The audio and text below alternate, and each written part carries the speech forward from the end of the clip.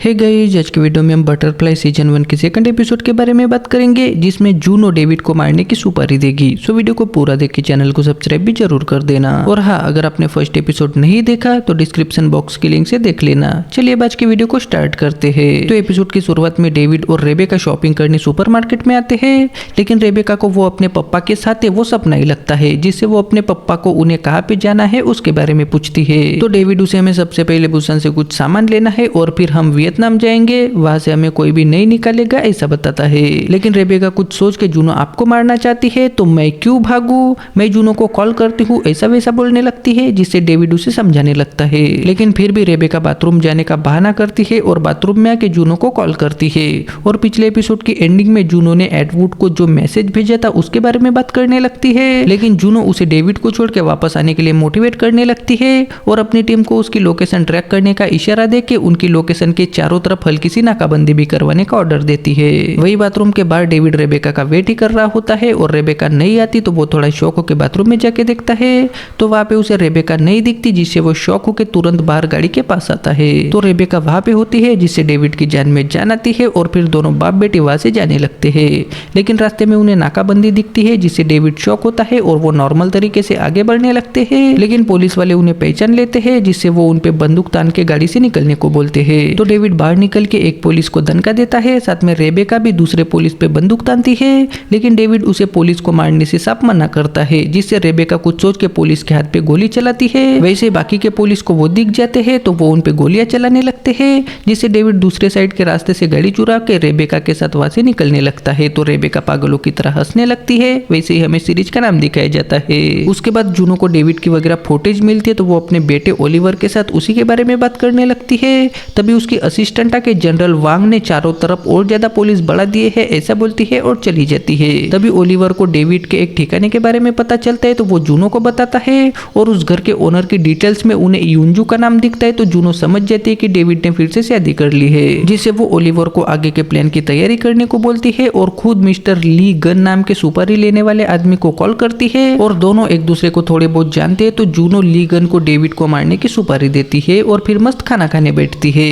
लेकिन तभी उसके असिस्टेंट आके वहां पे सेनेटर डाउसन आने की खबर देती है, जिससे जूनो शॉक होकर डाउसन से मिलने जाती है। तो डाउसन उससे मिलके उसे अपने साथ खाने पे ले जाता है और एक होटल में खाना खाते खाते जूनो को मैं यहाँ मिखाइल कार्पोव को मिलने आया था, उसका कैडिज के साथ भी रिश्ता था और मुझे ऐसा पता चला है कि उन्हें सबको राज पता थे, लेकिन वो यूएस के राज रसिया के एफएसबी को भेज रहा था, इसलिए मुझे उसकी मौत की जानकारी चाहिए थी, ऐसा बताता है। लेकिन कार्पोव की मौत में जूनो का ही हाथ होता है तो वो थोड़ी टेंशन में आके मुझे कुछ पता चलेगा तो बता दूंगी, ऐसा बोलती है। और फिर डाउसन उसके साथ ओलिवर के बारे में नॉर्मल बात करने लगता है।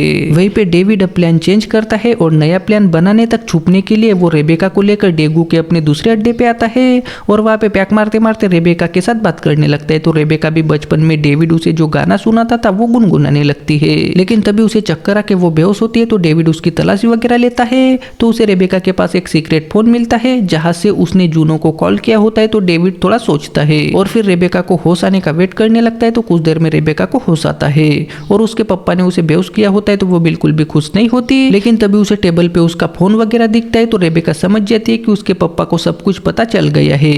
तो वो मैं बस जूनो को कॉल करना चाहती थी, आपने मुझे ढूंढा और इमोशनल ड्रामे में घसीटा, मैं कैडिस में ही रहना चाहती थी, ऐसा वैसा बोलने लगती है। तो डेविड उसे मैं तुमसे प्यार करता हूँ, मैं तुम्हें सेफ रखना चाहता हूँ, ऐसा बताता है, जिससे रेबेका रोते हुए अपने पप्पा को धमकी देने लगती है। तो डेविड उसे शांत करता है और मैं फिलीपींस के एक आइलैंड पे था जहाँ पे मुझे एक आतंकी ग्रुप को रोकना था, लेकिन उनका नेटवर्क दुनिया भर में फैला था, जिससे उन्हें हमारे आने का पता था।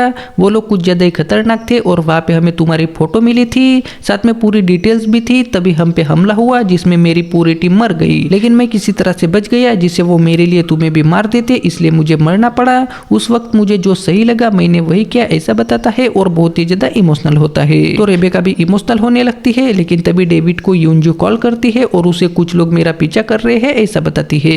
तो डेविड समझ जाता है कि वो कैडिस के लोग होंगे, जिससे वो यूंजू को उसका एड्रेस पूछ के किसी सेफ जगह पे रहने को बोलता है और यूंजू को बचाने के लिए जाने लगता है। लेकिन रेबेका उसे रोक के पूछती है तो डेविड उसे यूंजू के बारे में बताता है, जिससे रेबेका भी उसके साथ आना चाहती है। लेकिन डेविड उसे मैंने तुम्हें किसी खतरे में डालने के लिए यहाँ पे नहीं लाया है, तुम बस यही रहना, ऐसा बोलता है और स्टेशन की तरफ जाने के लिए निकलता है।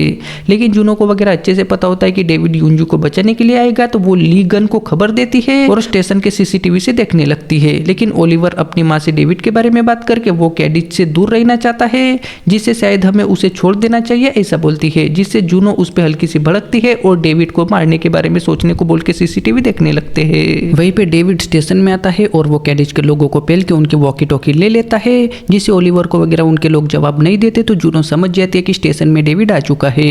तभी डेविड वॉकी टॉकी से बात करके जूनो को धमकी देने लगता है, लेकिन तभी उसके पीछे एक आदमी आता है, लेकिन वहां पे रेबेका आती है और वो उसे दनका देती है तो डेविड भी शॉक होता है। तभी सीसीटीवी से वो दोनों जूनो को वगैरह दिख जाते हैं और रेबेका डेविड की हेल्प कर रही होती है तो ओलिवर के साथ साथ जूनो भी शॉक होती है। वहीं पे रेबेका और डेविड को कैडिज के दो आदमी खड़े दिखते हैं तो वो समझ जाते हैं कि वहीं पे यूंजू होगी, जिससे वो उनका ध्यान भटकाने के लिए भागते हुए एक कमरे में जाते हैं तो कैडिज के एजेंट्स उनके पीछे आते हैं, जिससे डेविड यूंजू को वहां से निकलने को बोलता है और रेबेका और डेविड चुपके से कैडिज के एजेंट्स को दनका देके डेविड वहां से निकलने लगता है। लेकिन तभी वहां पे लीगन आता है और वो डेविड को दनका देने लगता है। तभी वहां पे रेबेका आती है और वो लीगन को रोक के उस पे फायरिंग करती है तो वो छुप जाता है। तभी ट्रेन आती है तो रेबेका डेविड को लेकर ट्रेन में घुसती है और वहां से निकलने लगते हैं, लेकिन डेविड घायल होता है तो रेबेका देखने लगती है। तभी डेविड उसे कुछ बताना चाहता है, लेकिन तभी उनके पास यूंजू और उनकी बेटी आती है तो उनकी बेटी को देख के रेबेका उदास और थोड़ी गुस्सा होती है और यहीं पे सेकंड एपिसोड खत्म हो जाता है। सो गाइस, आई होप आपको आज की वीडियो पसंद आई होगी। अब वीडियो को लाइक करके चैनल को सब्सक्राइब भी जरूर कर देना।